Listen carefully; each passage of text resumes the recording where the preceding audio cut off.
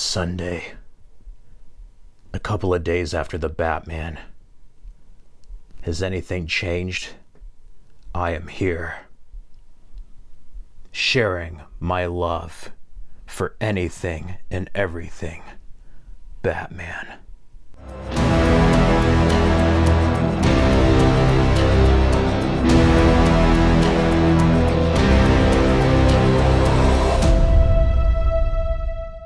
Hello everyone, in honor of the Batman arriving in cinemas, I thought I would share my Batman memories.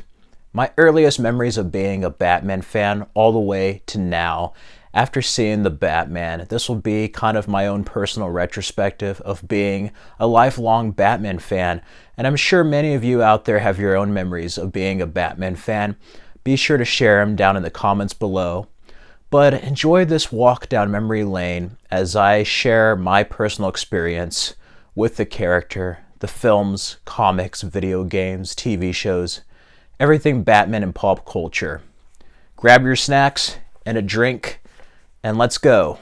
I've actually been a Batman fan for the majority of my life, ever since I could remember really. When I was an infant, I would watch a lot of Barney and Disney shows. I was a 90s kid.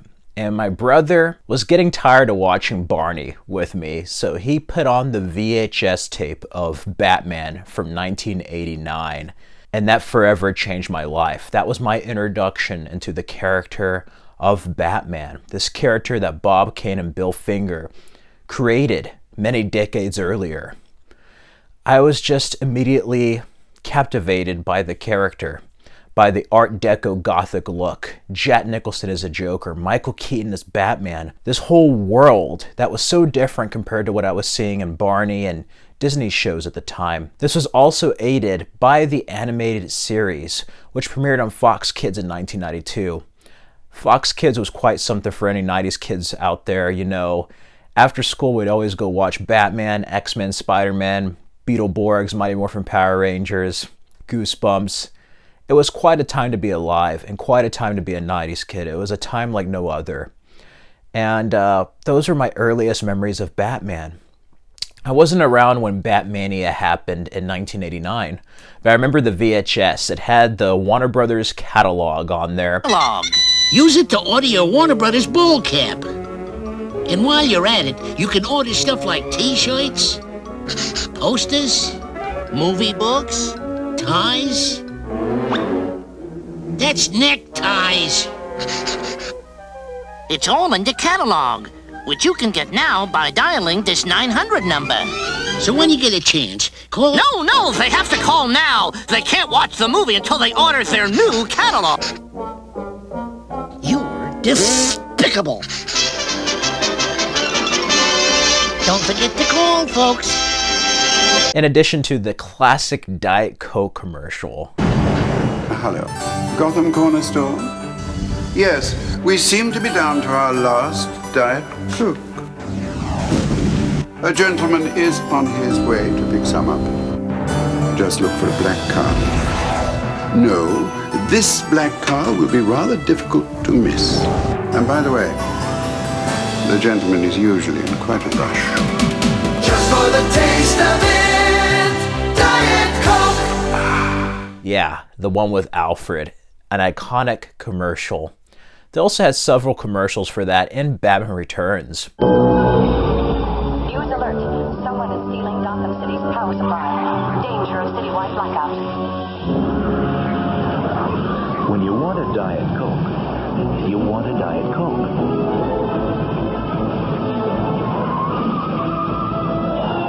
After all, there's just one. Diet Coke. Just for the taste. I wasn't around to see that live, but I was around when the toys came out at McDonald's. They also had cups that had these little disc tops on them. Nothing can stop Batman's return. Now at McDonald's, Batman Returns is a dramatic series of 32-ounce collector cups straight from the summer's biggest movie. On top, there's a flying frisbee bat disc lid. Inside the superheroic serving of a large soft drink, you can collect all 6 Batman Returns cups, each at a special price. Because what you want is what you get at McDonald's today. What do you want? After watching Batman 1989 over and over, I then saw Batman Returns, and it was in a copy of a VHS recording with Hook. It was Batman Returns and Hook, and that's how I saw both those movies. It had the old HBO feature presentation premiere logo that was pink with a black background.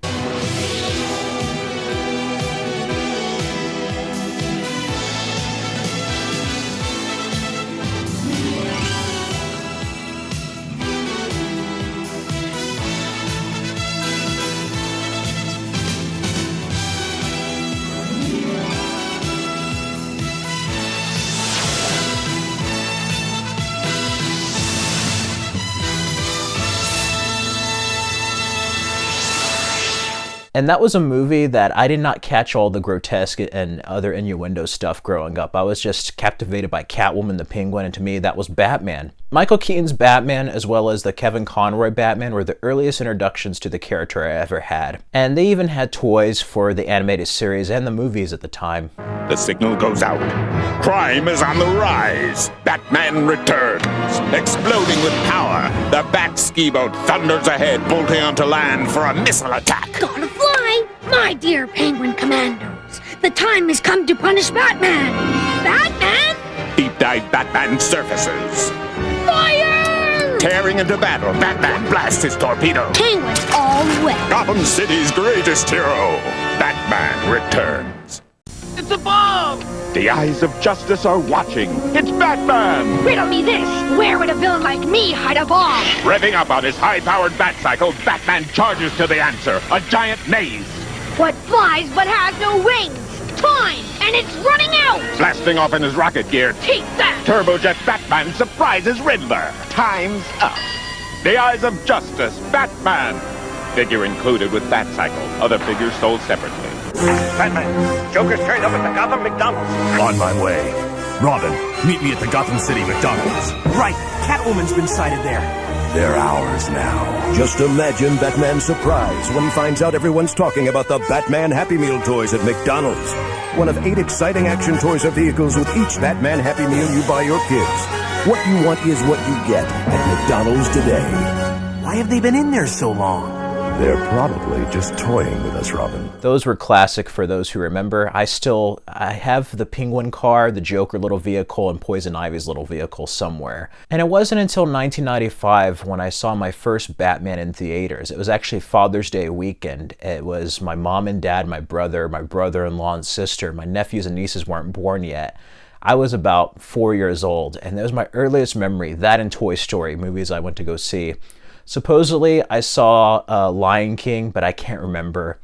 But Batman Forever was the first Batman film I saw in cinemas. They even had that McDonald's commercial, you know. Deep beneath the Gotham City McDonald's, the time has come for the Gotham Glassware Collection. Get all your favorite characters from the movie Batman Forever, including Batman himself and the Riddler, chiseled in high-quality glass. Take a break at McDonald's and collect all 4. Just 99 cents each when you buy any McDonald's Extra Value meal or any other food purchase. Here you are, sir. Batman. Now I've got him! Unfortunately, I did not find my Batman Forever glasses at McDonald's, but you can find them online somewhere. That was an experience like no other. The cheesy, campy nature of it, I didn't really catch. Some of the more darker subject matters I didn't catch. You know, I just saw it as Batman, but it's funny because I didn't have a concept of actors back then. So every time it went to Bruce Wayne, I'm like, that's not Batman. Where's a Batman? But when I see the suit, I'm like, that's Batman. I had no concept of actors then, so I was wondering why it looked like Val Kilmer instead of Michael Keaton, you know? I know, silly. But that was quite the movie. I ran out of the theater in slow motion like Batman at the end of Batman Forever. I love that movie. My mom got it for me on VHS. It actually came out on Halloween. We went to like our grocery store. It's before Walmart and like Best Buy and them had like a bunch of movies. So we actually went by the photo department. That's right. Before you had your iPhones, you had like film cameras where you had to get your film developed in those little canisters. And they had the VHS on sale with a display.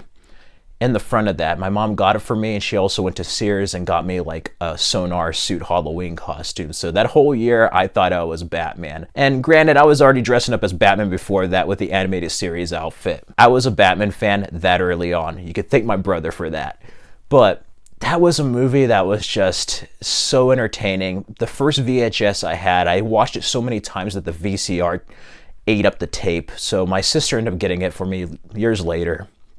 And I love that movie. I still love that movie. It's probably my second favorite movie in the Batman anthology, right under 1989. And that was quite the experience. You know, surrounding that, you had the video game of Batman Forever.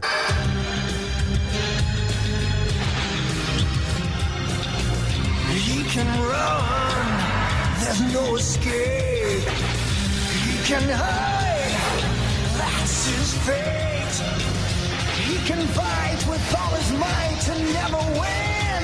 When good battles evil, the real game begins. And then who could forget that soundtrack ad? The soundtrack is so iconic. Baby, I can pay you to a kiss from a rose on the grave. Ooh, the more I get of you, the stranger it feels, yeah. Now that your rose is in bloom, a light hits the gloom on the grave. Only one soundtrack is forever. Batman Forever. That soundtrack really is forever. Only one soundtrack is forever. Batman Forever. Transitioning into the late 90s, in 97, you had the Kids WB come into existence, and with the Superman animated series, you had the New Adventures of Batman, and he kind of got like an overhaul. Very different. At the time, I didn't like it as much, but growing up now and seeing it in a complete set, I actually am quite fond of the New Adventures just as much as I was the Adventures of Batman and Robin and Batman the Animated Series. And you know, in home video, I also saw Mask of the Phantasm around that time as well. Fantastic movie. Even have like a comic book with like the original VHS cover. It came with like a small comic. I love those VHSs. And Sub-Zero also came out. It got delayed a year later. It's supposed to come out at the same time as Batman and Robin. There was a lot of stuff going on with that film. And this is going to sound like heresy to some, because I know a lot of 90s kids and late 90s kids, early millennials, love Batman and Robin. Even as a kid, I felt like there was something wrong with that movie. I'm like, something feels off here. It's funny. My first nephew, Zachary, was born. And the week after that, my dad and I went to go see it. I remember it vividly. We went to the theater. It's like a Cinemark theater. And like, Barely Breathing by Duncan Sheik was playing. Yeah. And we saw it, and I was like, George Clooney, it's a different Batman yet again, but something about it felt off. Like, even as a kid, I couldn't pinpoint it. Like, I enjoyed certain elements, but to me, I didn't enjoy it as much as the previous 3 films. And it really should have stayed the Batman trilogy, I think. Now that I'm older, you know, definitely with, like, the commercialism, studio-driven focus, and, like, the campy nature, it's basically a reinvention, a modern reinvention of the Adam West show. It was campy. And it killed Batman for 8 years. Now, going with the Adam West show, I actually did watch reruns of it in syndication on TV Land, and then sometimes Star's Encore would show Batman the movie, and that was like the only way to watch Adam West on VHS, because the series wasn't released on a home video format until the Blu-ray. So I liked Adam West for what it was. As a kid, I took it seriously. Growing up, I see how much of a parody satire it is, and in many ways it reminds me of an Austin Powers Batman. I love Adam West, though. The 3 Bs that define the 60s, Bond, Beatles, and Batman. And I ended up renting Batman and Robin on VHS, and then later on got it. Music from Batman and Robin, the motion picture, Bone Thugs and Harmony.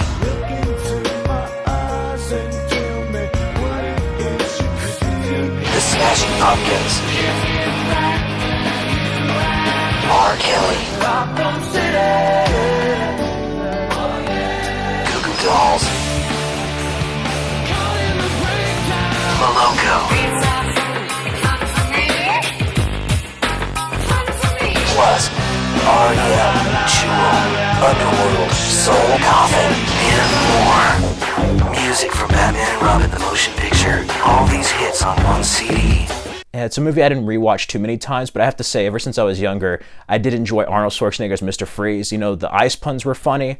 I feel like he could have played more of a serious version at the time. And I definitely think him, Chris O'Donnell, and Alfred are the best parts of that movie. I'm not a big fan of Bane or Uma Thurman as Poison Ivy. Alicia Silverstone, is kind of cool seeing her from Clueless to being Batgirl, but I wish she was Commissioner Gordon's daughter. But there is one great scene in retrospect. I love the scene between Bruce and Alfred. You have done everything in your power to control the fates. For what is Batman, if not an effort to master the chaos that sweeps our world? An attempt to control death itself. But I can't, can I? None of us can. That belongs in a better movie than that film. Like, that's an underrated scene. And for a while, even though it's still my least favorite Batman, I used to really hate that film, but now it's bearable. I can watch it now and have some respect for it, because without that film, we would have never had the Dark Knight trilogy. And I have to take the good, bad, high, and low moments, never take them for granted. There's a reason for everything, and sometimes things work out in the end, you know? But it was a long 8 years. In between that, we had the animated series and then Batman Beyond. Who could forget Batman Beyond the movie? In a future without heroes. You're Batman. I was Batman, and without hope. You gotta do something. Never again. One young man will step forward to become the Dark Knight for a new era. Warner Brothers presents a brand new hero. Stop where you are. No thanks. Having too much fun. Batman Beyond. Own it on video. What do big kids want? More shots! More tricks! More height! More food. Big kids want to be treated like big kids. So you can come to Burger King and get a Burger King Big Kids meal served your way with more great tasting food, fun, and of course, a cool toy. Ready for 21st century action? I think I can handle it. Batman Beyond action toys are now at Burger King. Show me everything. You can collect 8 toys in all, one with every tasty Burger King Big Kids meal you buy. Taste rules. I actually did not like that at first. I'm like, why isn't Bruce Wayne Batman? But that show was so ahead of its time, and I think I was too young to watch it and truly appreciate it. Like, now I'm like, that is like a great idea and like the best show ever. I actually wish that they would make a continuation with an older Terry McGinnis like they did with the Justice League epilogue, make that a series, because I think there's so much untapped potential there. And then I also remember Batman Beyond Return of the Joker. Who could forget that teaser trailer on Pokemon the first movie? In fall 2000, beware of his presence. The arch-enemy is back. He will threaten the city. He's a maniac with awful power. And no one can help. No one except Batman Beyond, Return of the Joker. The first feature-length Batman Beyond movie coming exclusively to video fall 2000. And this time, he's not alone. It was quite a time in the early 2000s, and the world was definitely changing, you know. We had 9/11 happen, Columbine. There's a lot of stuff happening in the world, and maybe everybody always associates their childhood as like a great period of time, regardless of when they grow up. But like, the world definitely felt like it was changing. And for me, growing up with Batman, I was missing my hero, you know? I was sorely missing Batman. He was gone for 8 long years, and people ask, why do you buy Batman shirts and merchandise and everything? It's like, I know what it's like in a world without Batman. And to be honest, it sucked. It did. I missed Batman. The cartoon was the only thing really keeping him alive, and then the comics. You had like Bruce Wayne Murderer, No Man's Land, different Batman Hush, different things like that, different stories that helped keep the character alive.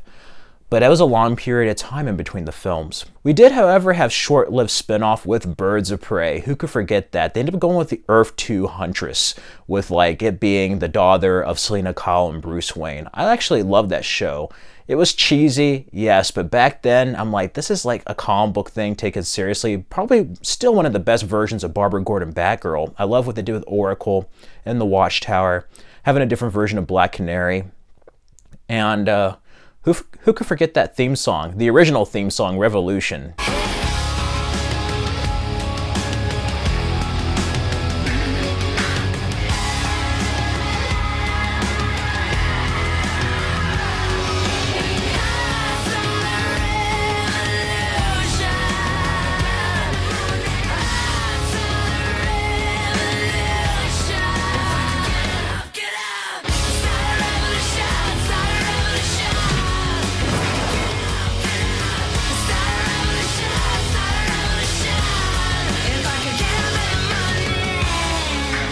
Yeah, that was quite something. And then the pilot had Mark Hamill's voice.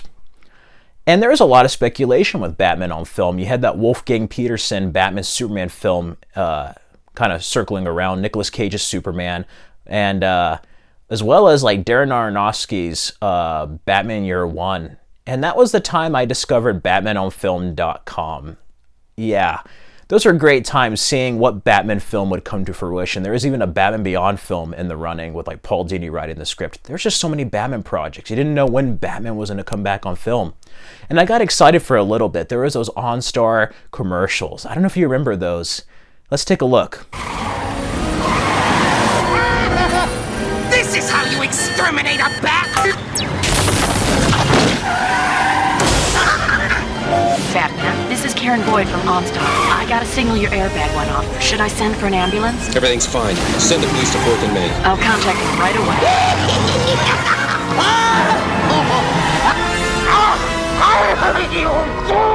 He'll never learn.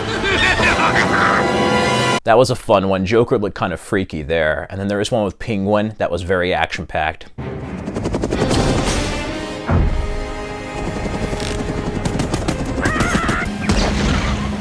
OnStar now offers a safer way to make calls on the road. Personal calling. Call Vicky Vale. Hello? Things are heating up. I'll be a little late. How late? Very late.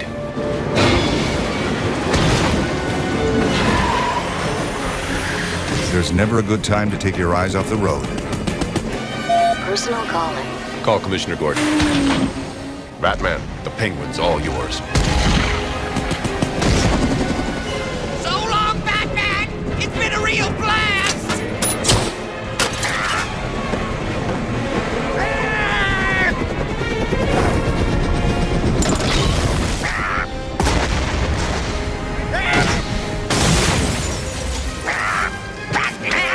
Fun's over, Penguin.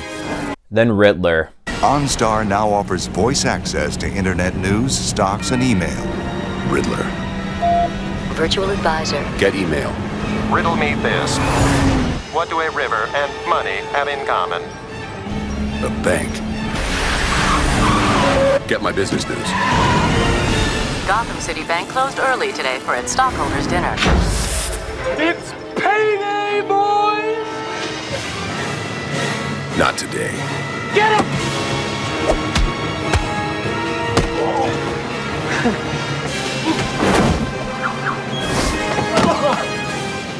Voice-activated internet service from OnStar. Yeah, you could definitely tell that they kind of captured the best of the Burton and Schumacher universe and put it into one. And I love that. I love how they mixed both of those elements from the first 4 films.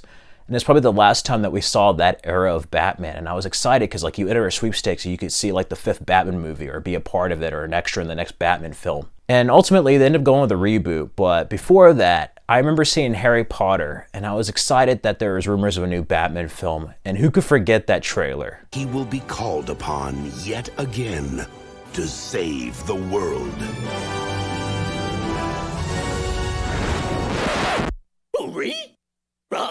Yeah, that Scooby-Doo trailer excited me and then immediately disappointed me. I was hoping it would be Batman.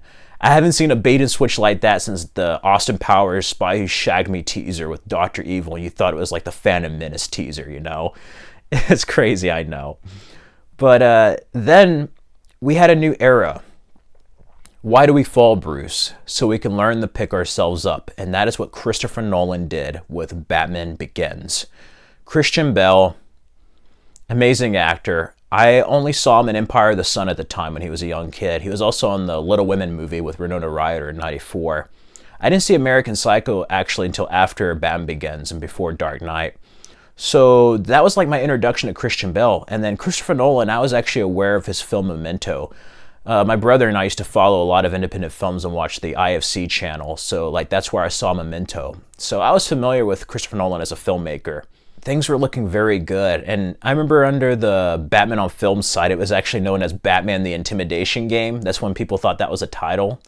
Ended up being Batman Begins. And yeah, I love the suit. I love all the promotional material. That was probably the first time that I actually started following a film online, is when they were given updates. I seek the means to fight injustice, to turn fear against those who prey on the fearful. Master Wayne, it's been a long time.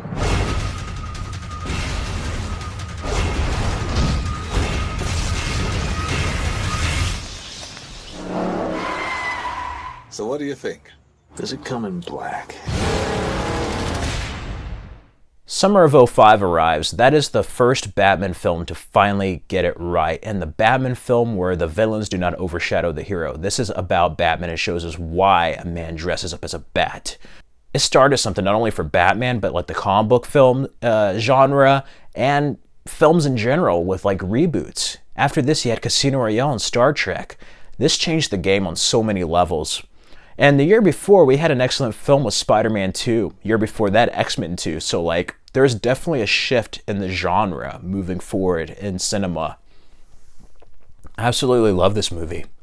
You know, Gary Oldman as Commissioner Gordon, Michael Caine as Alfred, but Bell, it's not who I am underneath, but what I do that defines me.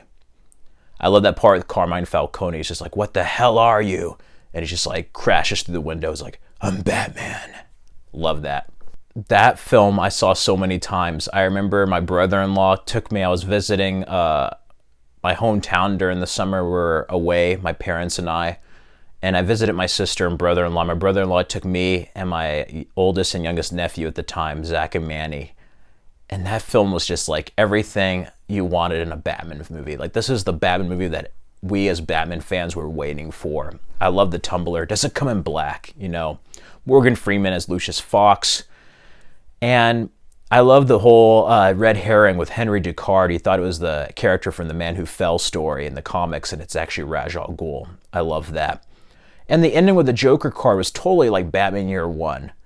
And around that time, I actually recently read Batman Year One. I started getting more into the comics, Batman Long Halloween, things like that.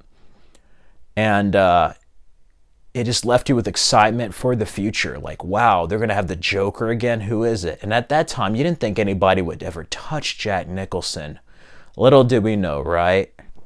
They had the Batman Begins video game, which changed things for video games as well. Before that, I forgot to mention that Batman Vengeance was also an excellent game, as well as Batman Rise of Sinzu, the first time we had a new villain created for a video game by Jim Lee. Those games were fantastic. Dark Tomorrow, I didn't get to play because I was a PS2 player, so it never came on the PS2, so I didn't get to see how bad it was. But Batman Begins was like the best Batman video game before Lego Batman and Arkham Asylum came out just a few years afterward.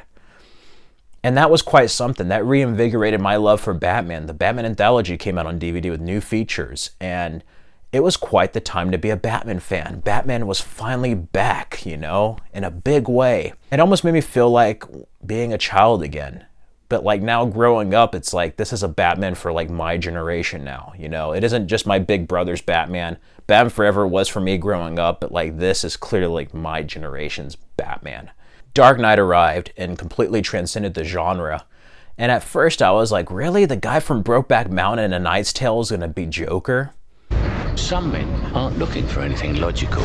They can't be bought, bullied, reasoned, or negotiated with. Some men just want to watch the world burn. Starting tonight, people will die. I'm a man of my word. That first teaser trailer was fantastic from Comic-Con. Like, that really created something. And that's when I actually first came onto YouTube. It was to watch that trailer.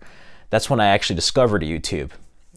I didn't create an account till a couple of years later, but I kind of wish I did. But no, that's like what made me discover YouTube, and the VAR marketing was just something else for The Dark Knight. Like, it was something I've never seen in a film ever since or before, you know. And I love that with the I Believe in Harvey Dent campaign. Finding all these Easter eggs just to unveil a photo, you know, seeing a Jokerized trailer.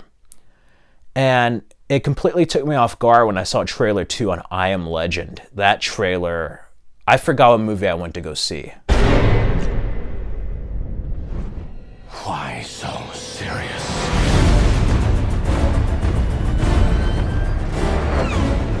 Where is he?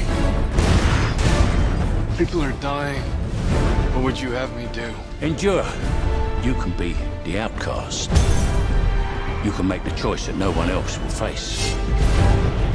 The right choice. Gotham needs you. A little fighting here. I like that. Then you're gonna love me. Now that's more like it, Mr. Wayne.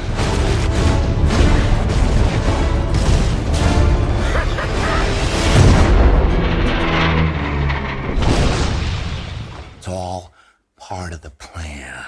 Come on, hit me! Let's put a smile on that face.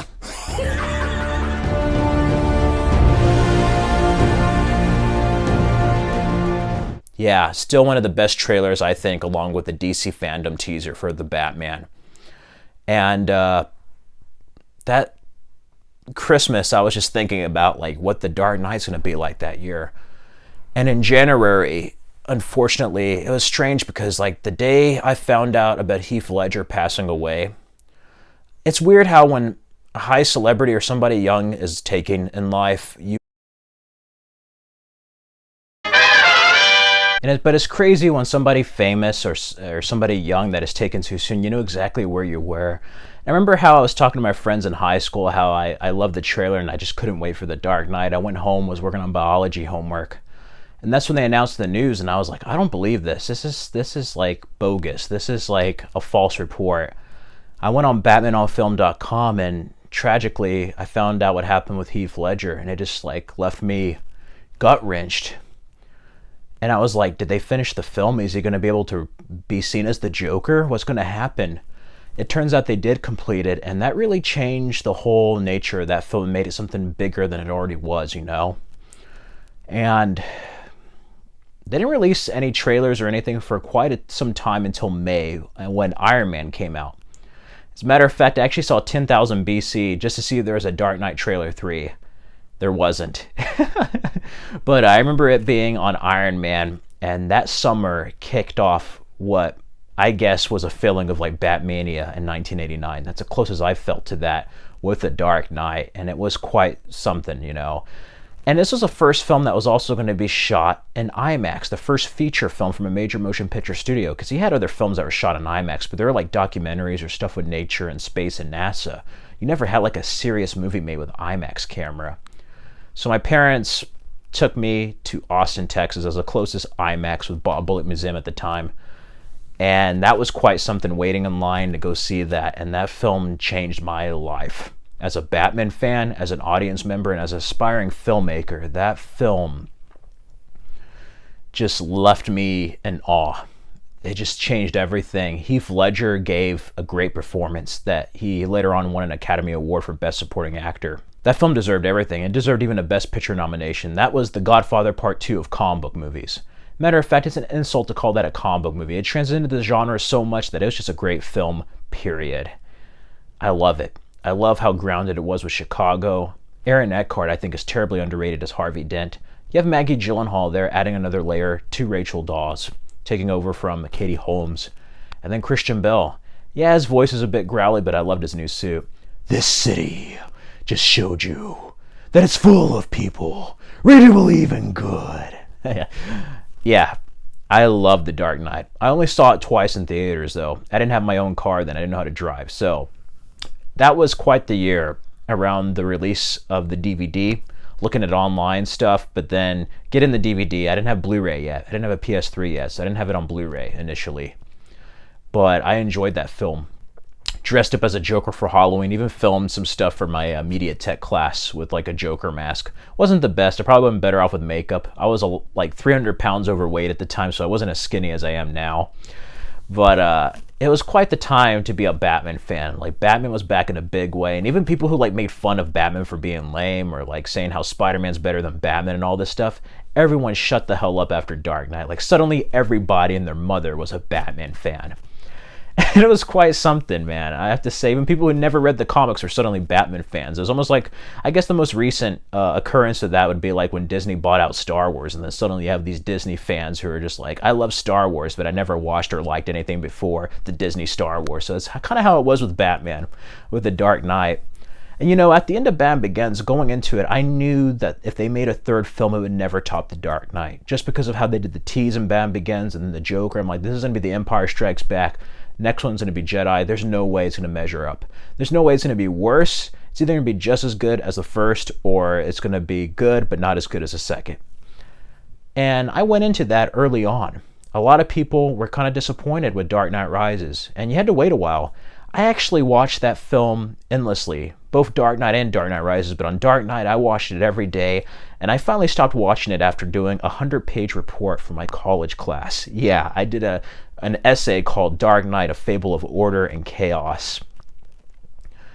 Yeah, that was quite something, writing over 100 pages, analyzing my favorite movie, The Dark Knight. And that's when I kind of got burnt out for a bit. And it wasn't until like the next 4 years that Dark Knight Rises came out, and it was slowly building interest. He had the casting of Anne Hathaway as Catwoman, who I think is perfect and underrated. Tom Hardy as Bane.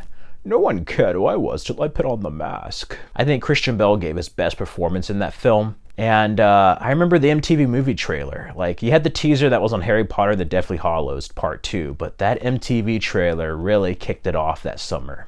Let the games begin.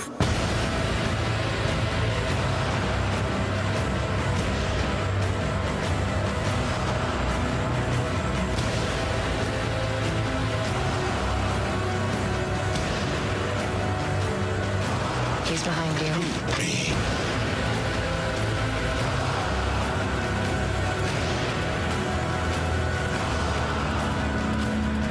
Oh boy, you are in for a show tonight, son.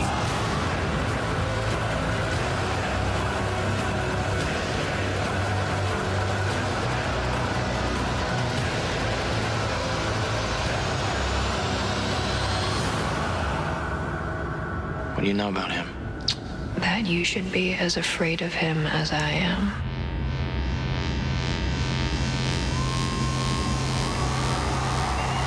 And, you know, there's some high and low moments in life, and that was a year of change for me. My aunt, my dad's sister, my Aunt Dodie, sadly passed away that summer. So we dealt with that, and during the same time, I moved away from home for the first time. Went to college. I went to UT Austin. I was getting a degree in radio, television, and film. And that was quite a change. And I saw that movie so many times in the theaters. I finally had my own car and was able to drive by then. So, like, yeah, I went to see it. I saw it about a total of 8 times. That and Man of Steel are like the most times I've seen a movie in theaters. And it was quite something seeing that in IMAX. I wish they would re-release it. That scene with the snow is like still my favorite scene from that film and just the whole trilogy. I love that. I even recreated that scene in my short, The Duel of Retribution, back in college. Ask my friends from that era. Ask my family. I watched that movie almost every single day for the longest time. And the reason why I saw it in theater so many times is I knew it was going to be the last one. Now, granted, shouldn't have been the last one. I think that's kind of the weakness of the film, is that they forced it to be a conclusion. That film series could have definitely gone to 5 films easily. But I have respect for Nolan for ending it on a high and bringing us a satisfying conclusion. We have 3 great Batman movies, you know, by the time Dark Knight Rises arrived. And that movie still holds up to this day, even over another film called The Avengers. The Avengers already looked kind of like silly in 2012, but when you look at that first one, look at Dark Knight Rises. Dark Knight Rises has aged very well. Despite it being a little bit rough around the edges and a little bit long, maybe needing to have 2 films, I loved it. It was a war movie. It was like Dark Knight Returns meets No Man's Land, with a little bit of Arkham City in many ways. And Arkham City, the year before that, Batman Arkham Asylum did for Batman in video games what Batman Begins and the Dark Knight trilogy did for Batman on film. And I love those games. Like, Arkham Asylum is still one of my favorites. My first platinum. Played Arkham City. I remember taking the day off in October of 2011. It was a day The Crow came out on Blu-ray. I got Batman Arkham City and The Crow on Blu-ray, took the day off, and played that and watched that movie. Like, that's all I did. And I ended up finishing it, like, that night, actually. I just played it straight through. I love those games. So to see a little bit of that into that film for that conclusion was quite something. And I saw it that many times because I didn't think there would be another Batman film for like 10 years. Little do we know. During that down period, I only played the first Lego Batman. There is other Lego Batman games, but I never played them until recently with Lego Batman 3. I got it during the COVID era in 2020 when they had a bunch of video games on sale, but like Batman Arkham Origins came out. And even though they didn't have Kevin Conroy, I like Roger Craig Smith in the role. Troy Baker is like the perfect actor to take over for Mark Hamill. That story is so good. I love this moment here. You're not some hardened vigilante. You're a young man with a trust fund and too much anger. You're in over your head, and I don't want this to be your end. Alfred, who do you see when you look at me? The boy whose shoes you used to tie every morning? The teenager you drove to his first date? While you are here every night, I am out there. The only thing between the innocent and the predator. You may be! No, not may be. I am. When the mugger or the thief stops to think twice, that is fear. That is what I am. That is why they hired assassins, because I am the reason the criminals breathe easier when the sun rises. So no, Alfred, I am not in over my head. Tonight will be mine, but it will be theirs. Underrated story. That game does not get the love it deserves. I hope one day there's a remaster. There was different animated films I saw. I didn't get to see all of them. After Bruce, Tim, and Paul Dini and them left, I stopped watching it. So like when Justice League War came out and had the modern DC AU with the animated universe, I didn't like it and I kind of fell out. But I love Under the Red Hood. I love both versions of Dark Knight Returns, the deluxe edition that has them as one volume. Batman Year One, Justice League Doom, Justice League Crisis on Two Earths, Flashpoint Paradox. There's a lot of good stuff. Batman Gotham by Gaslight, underrated film. The comic started to change. You had Damian Wayne introduced as Robin. You had the Court of Owls. And it wasn't until 2013, after Man of Steel, that year, that they announced Ben Affleck. And I absolutely love that idea. That was like the Frank Miller Batman come to life, and I am a supporter of BVS. I love that movie. Those films should never have been tampered with in the editing process. They're like, that's not my Batman. My Batman doesn't kill, even though Batman clearly kills.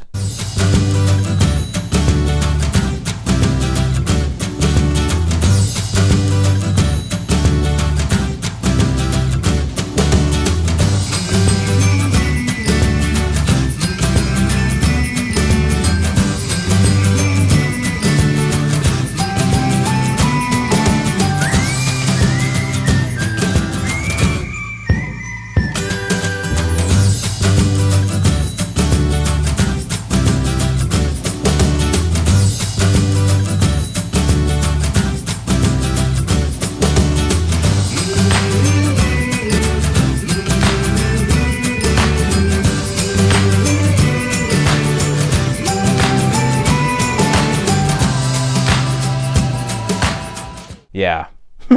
But I love that whole arc. There's plenty of videos you can see on both my channels going over BVS, but I guess like Warner Brothers figured out that like, hey, we can make more money with stuff if we have Batman in it. And my ultimate feeling of why Batfleck was kind of looked down upon, it's kind of like Andrew Garfield and Spider-Man.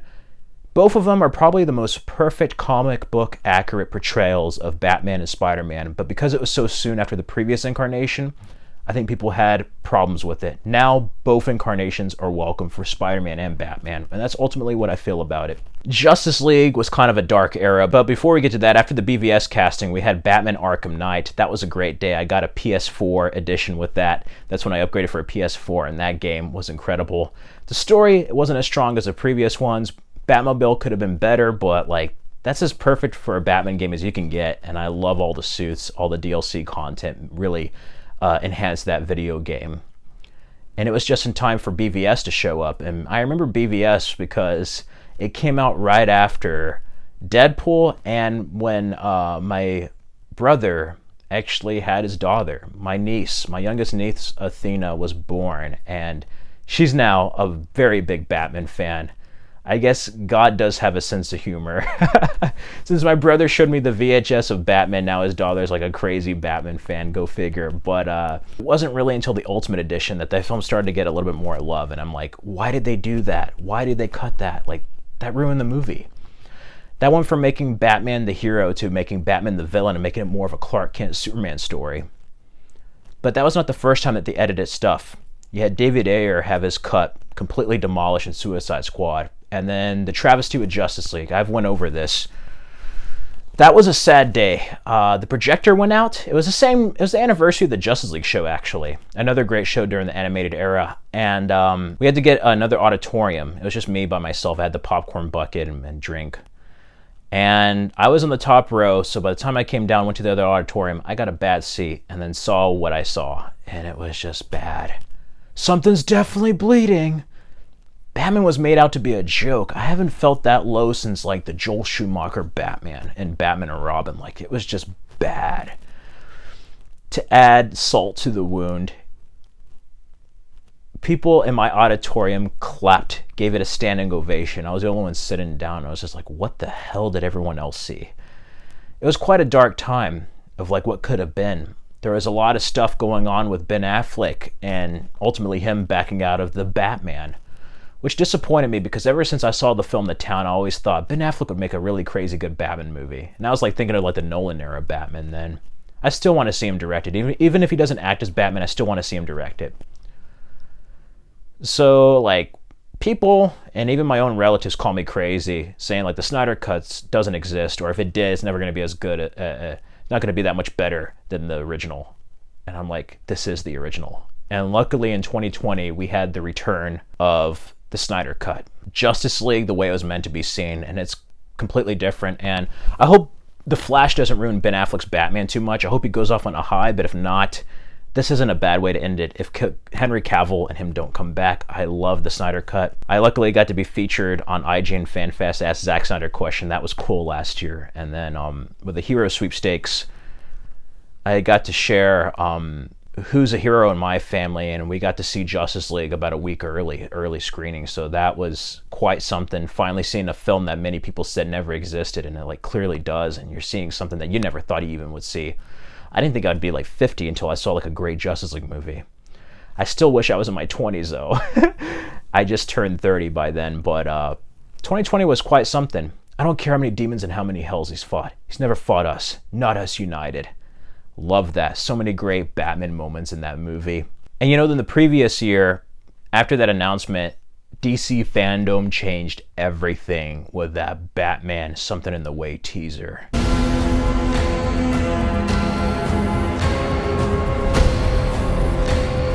If you are justice, please do not lie. What is the price for your blind eye? The hell are you supposed to be?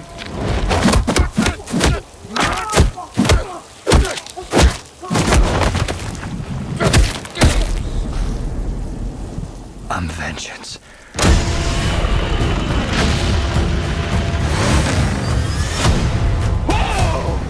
This guy's crazy!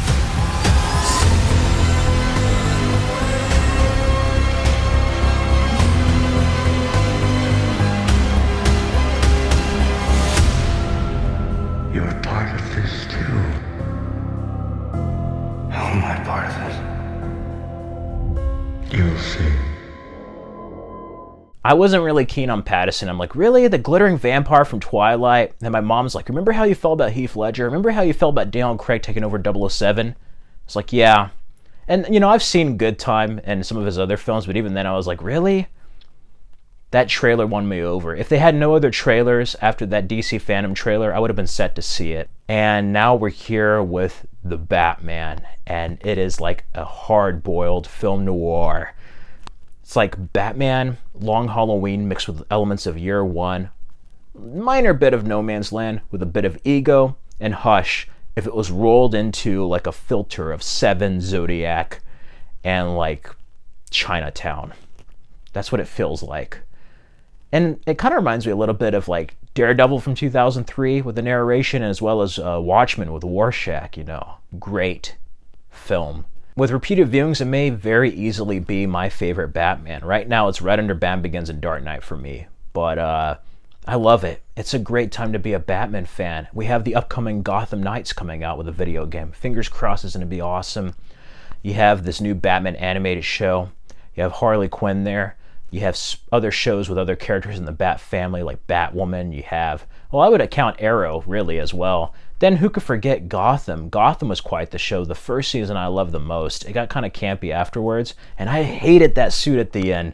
But you know what? I love the actors and what they did in this reinvention of the Batman lore. I think of it as an Elseworlds tale, along with a wonderful show, Pennyworth, that was on Epix and is now going to soon be on HBO Max. And then we have Titans, which is pretty cool, with Brenton Thwaites as Dick Grayson, Nightwing.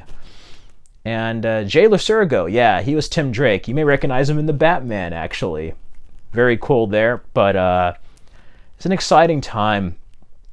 And I still love Batman just as much as I did when I was a kid, when my brother showed me that VHS. I think I'm going to forever love him because he's not a superhero who's like a god. He's not indestructible. He can't fly. But he's flesh and blood. He's like you and I. But if he strengthened his body and mind, if we strengthen our body and minds, we could easily be just like Batman, be a symbol of hope, be a silent guardian, a watchful protector, the Dark Knight, the Caped Crusader, vengeance, the Knight, Batman.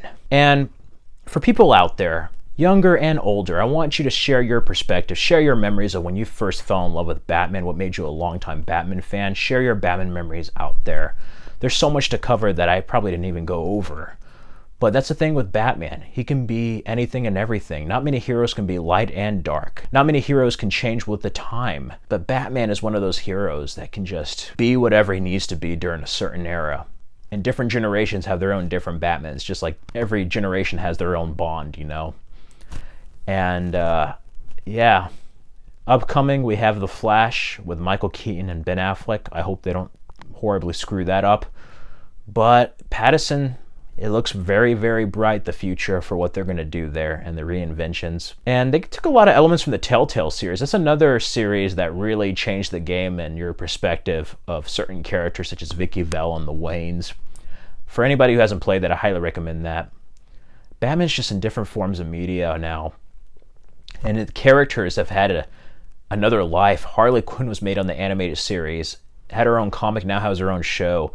So many characters have branched off of Batman. And who knows what the future will bring us. But one thing I know for certain is that I'm never give up on Batman. I'm always going to be a Batman fan till the day I die. And I know that's true for many of you out there. So thank you for listening to me on this recollection, on this journey. I hope you enjoyed this video. Again, share your Batman memories. Be sure to check out my new Batman ranking. I have my top 10 favorite live action films on my second channel. You can check out both channels. I have so much Batman content on both. Check them out. Stay safe and healthy. And yeah, till next time, everyone.